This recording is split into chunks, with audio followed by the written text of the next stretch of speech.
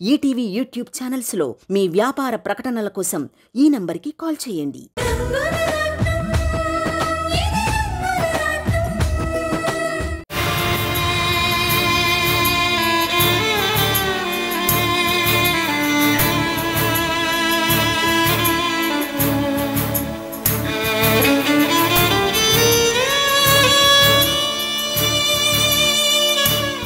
వంశీని మర్చిపోయాను అని నేను నీకు చెప్పానా?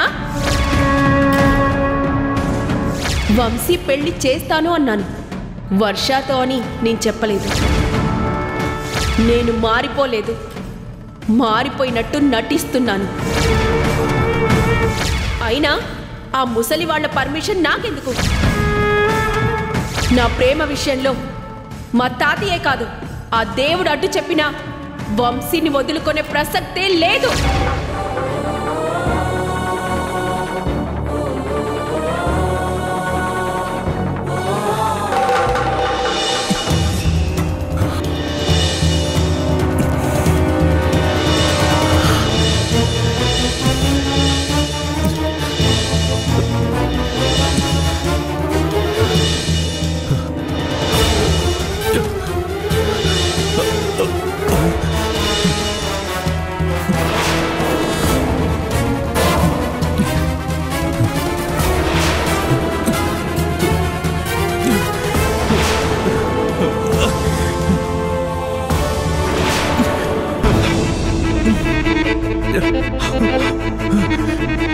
అరే బావ, అడు చూడు, పద చూద్దాం.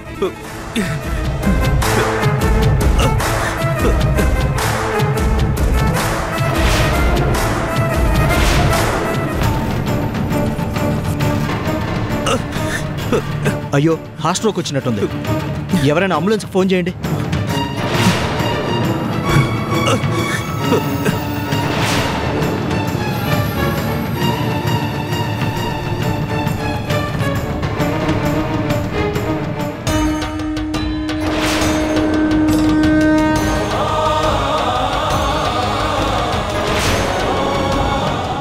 బాబు, అక్కడ ఏమైంది? ఎవరో హార్ట్ అటాక్ వచ్చి పడిపోయారండి.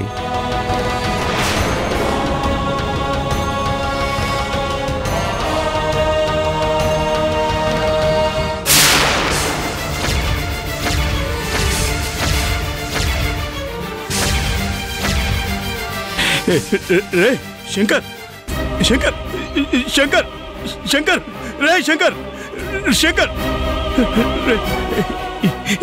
ఎవరైనా అంబులెన్స్కి ఫోన్ చేయండి అయ్యా. అంబులెన్స్కి ట్రై చేస్తున్నాం కానీ కనెక్ట్ అవ్వడం లేదు. ఇది హార్ట్ అటాక్ అయ్యా. ఏమాత్రం ఆలస్యమైనా పరిస్థితి చేజారిపోతుంది. వెళ్ళండి అయ్యా, ఏదైనా ఆటో ఉంటే పట్టుకురండి. అలాగేనండి. అలాగే. శంకర్, శంకర్, రే శంకర్, లేరా రే శంకర్. ఆటో వచ్చేసిందయ్యా. కాస్త సాయం చేయండి. చేయండి. జాగ్రత్త. పోనీ బాబు, జాగ్రత్త.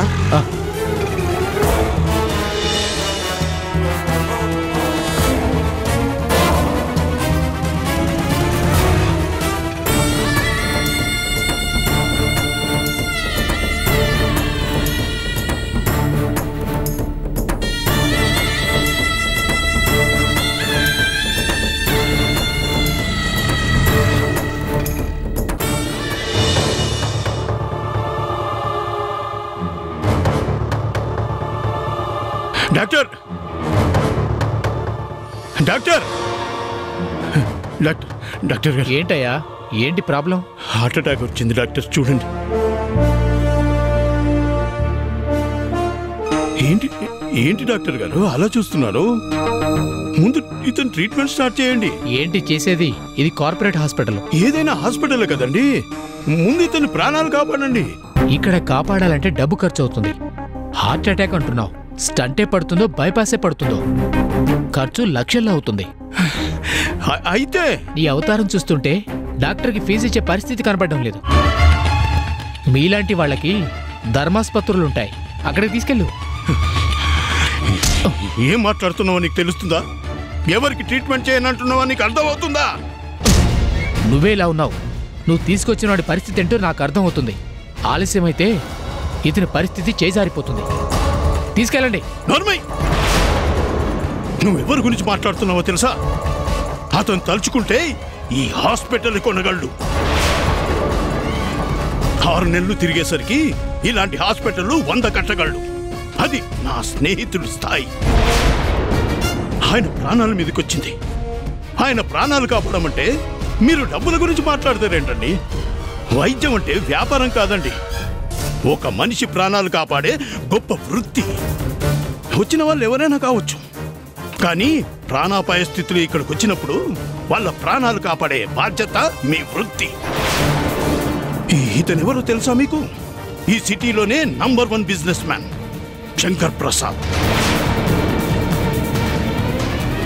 Sorry sir, sorry. ఇంతవరకు ఆయన పేరు వినడమే కానీ మనిషిని ఎప్పుడు కూడా చూడలేదు. బాయ్, ముందు ఇన్ని ఐసీకి తీసుకెళ్దాం పదా.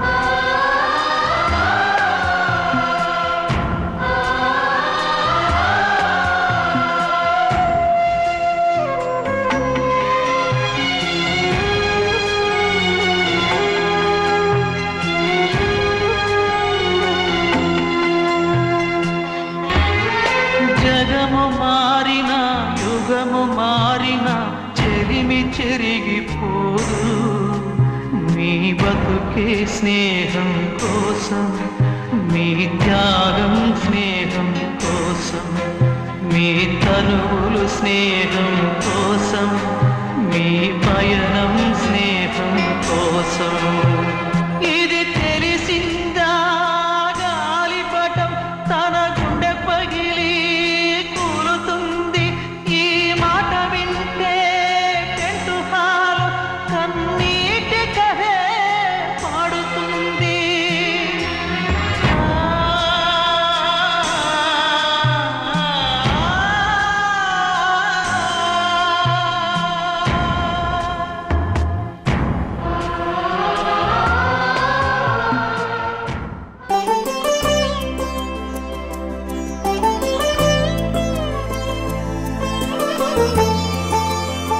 వదినా, నిన్నో మాట అడగొచ్చా?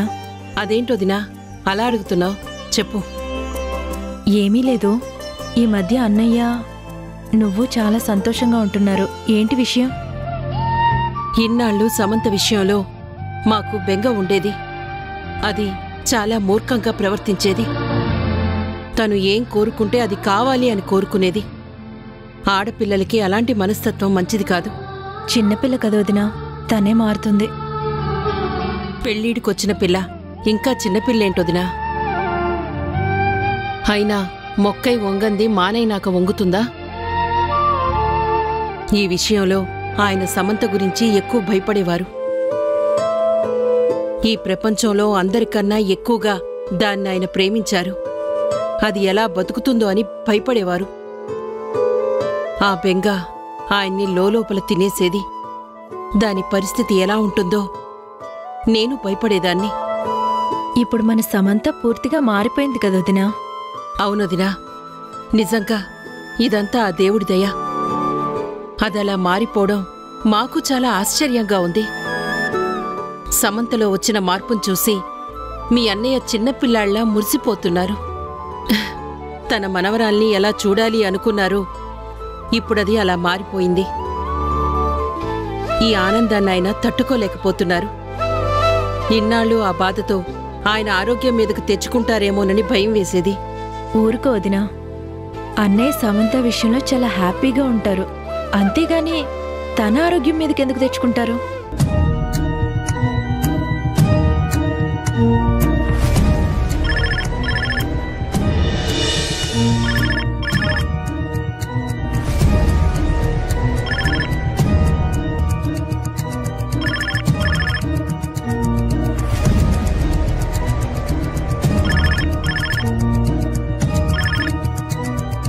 హలో అమ్మా,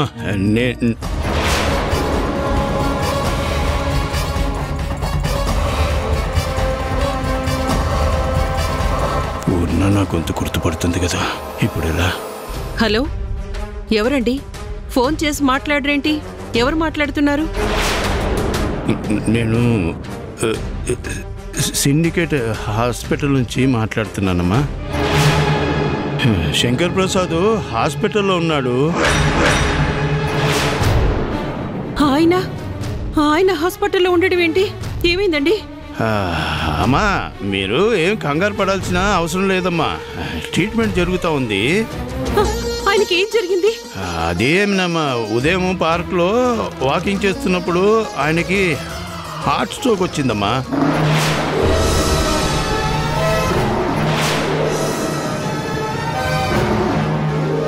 వెంటనే హాస్పిటల్లో జాయిన్ చేశానమ్మా. మీరు ఇక్కడికి రండి.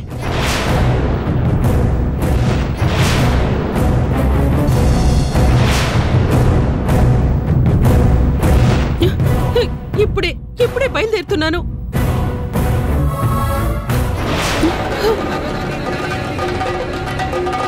వదినా, ఏమైంది వదినా? వదినా, ఏమైంది? వదినా, ఆయనకి హార్ట్ స్ట్రోక్ వచ్చిందట. హాస్పిటల్ నుంచి ఫోన్ వచ్చింది. ఏంటి? ఎవరు చెప్పారు? ఎవరో అదంతా తెలీదు. హాస్పిటల్ నుంచి ఫోన్ వచ్చింది. మనం వెంటనే వెళ్ళాలి వదినా. అవునా? పద వదిన, వెళ్దాం.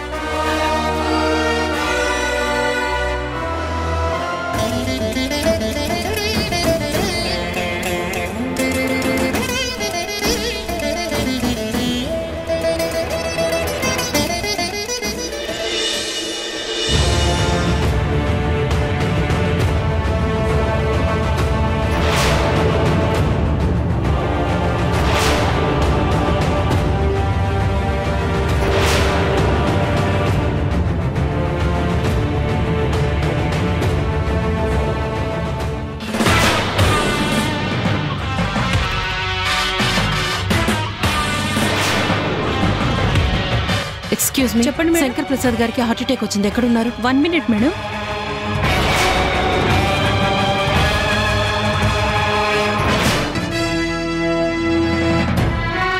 ఐసీలో ఉన్నారు మేడం. అలా రైట్కి వెళ్తే కనిపిస్తుంది. సరే, థ్యాంక్ యూ.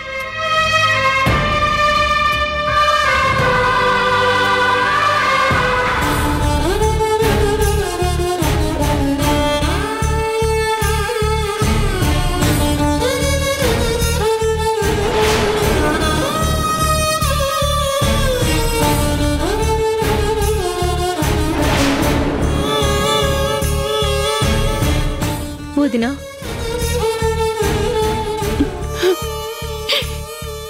వదినా, ఇప్పుడే అనుకున్నాం కదా వదినా, అన్నయ్య ఆనందంగా ఉన్నారు అని. ఇంతలోనే ఇలా జరగడం ఏంటి? ఇదంతా నా తలరాత వదినా. సమంత మారింది అనుకునేసరికి ఈయనకిలా జరిగింది. పాపిష్టిదాన్ని. ఇందాక నా నోటితో ఎలా అన్నానో అలాగే అయ్యింది. అవే మాటలొదినా, దేవుడున్నాడు.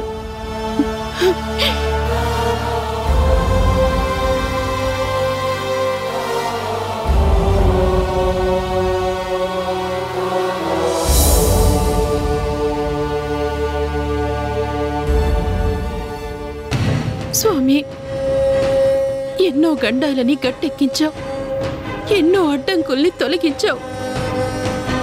మాకు కష్టం వచ్చిన ప్రతిసారి నువ్వున్నావు.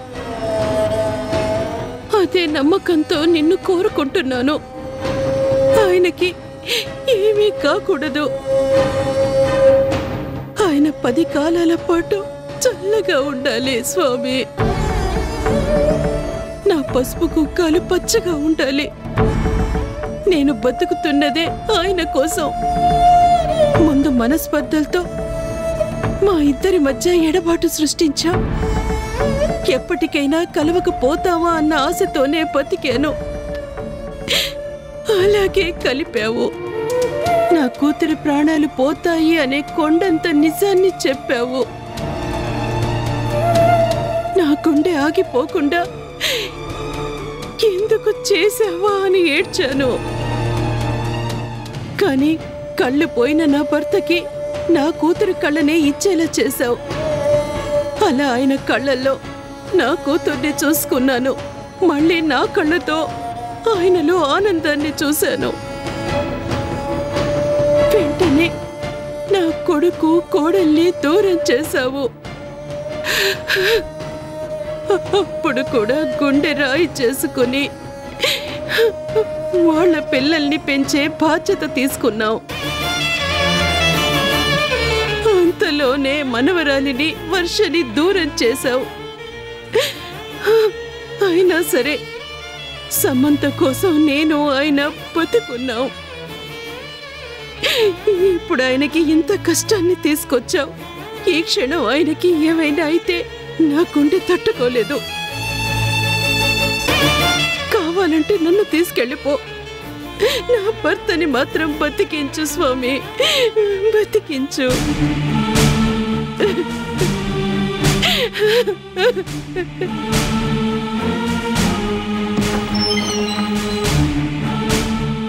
వదినా,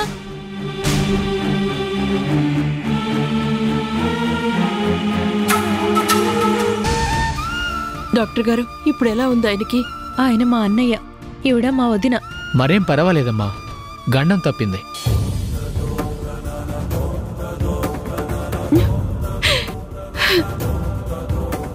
డాక్టర్ గారు నా పసుపు కుంకాలు నిలబెట్టారు. మీకు జీవితాంతం రుణపడుంటాను. నాదే ఉందమ్మా, సమయానికి ఆయన్ని దేవుడు తీసుకుని వచ్చారు.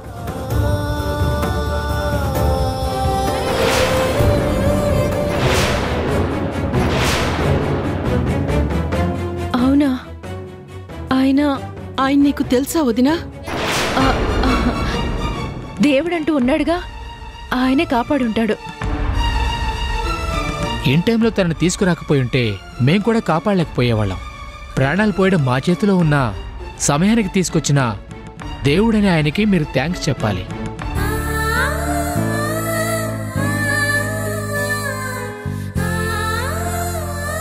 డాక్టర్, నేను మా వారిని చూడొచ్చా? ఒక్కరే వెళ్ళండి. నువ్వు వెళ్ళొదినా. ఏం మాట్లాడకండి, ఆయన మత్తులో ఉంటారు. అలాగే డాక్టర్.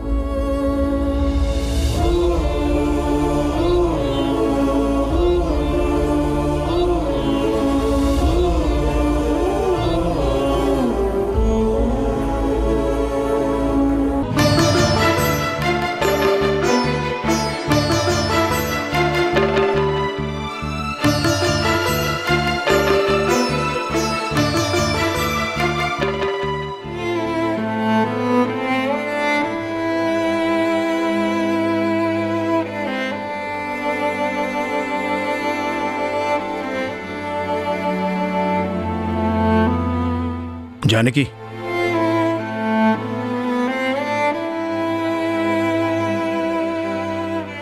ఏమండి?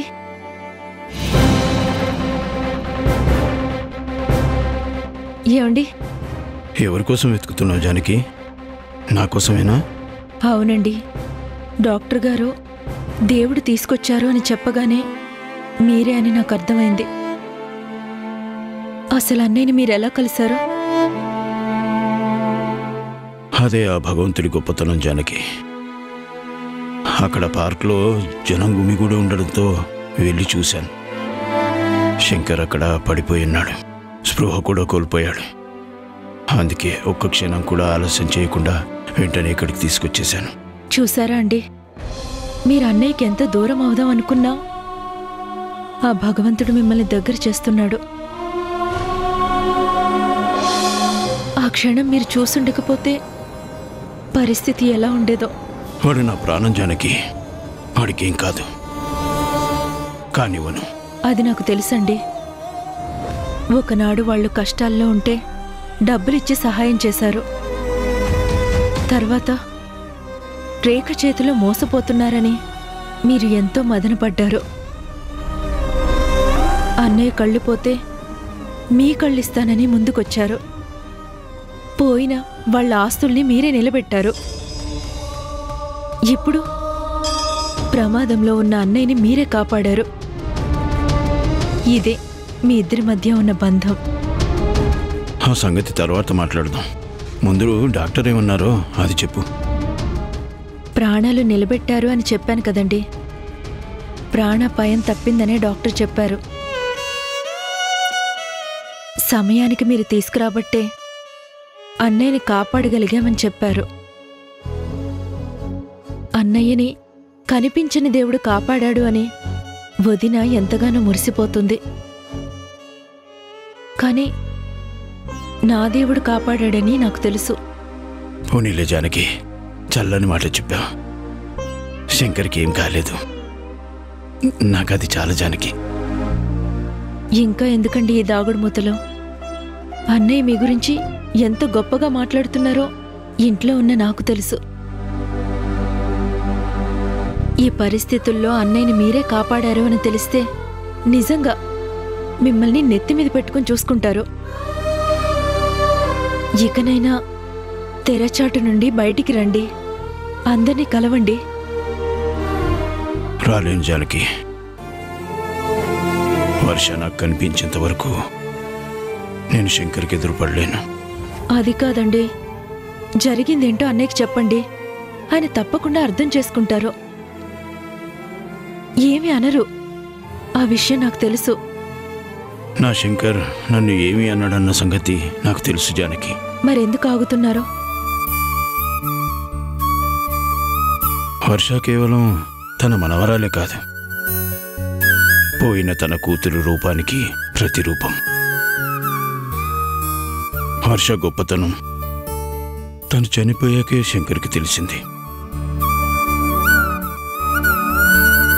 అందుకే వర్ష పేరు పాపకు పెట్టగానే ఆ రోజు శంకర్ అన్న మాటలు నాకింకా గుర్తున్నాయి జానకి. ఇప్పుడు అలాంటిది ఈ వర్ష కూడా కనిపించకుండా దూరమైందంటే శంకర్ తట్టుకోలేడు. వాడి బాధను చూసి నేను తట్టుకోలేను.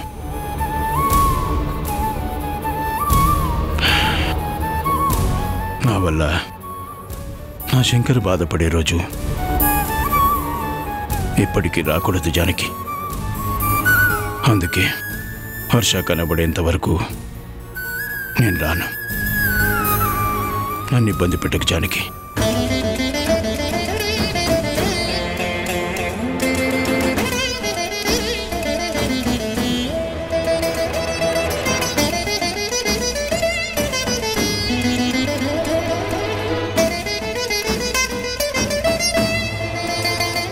జానకి, దేవుడని చెప్తున్నావు, ఆయన నీకు తెలుసా?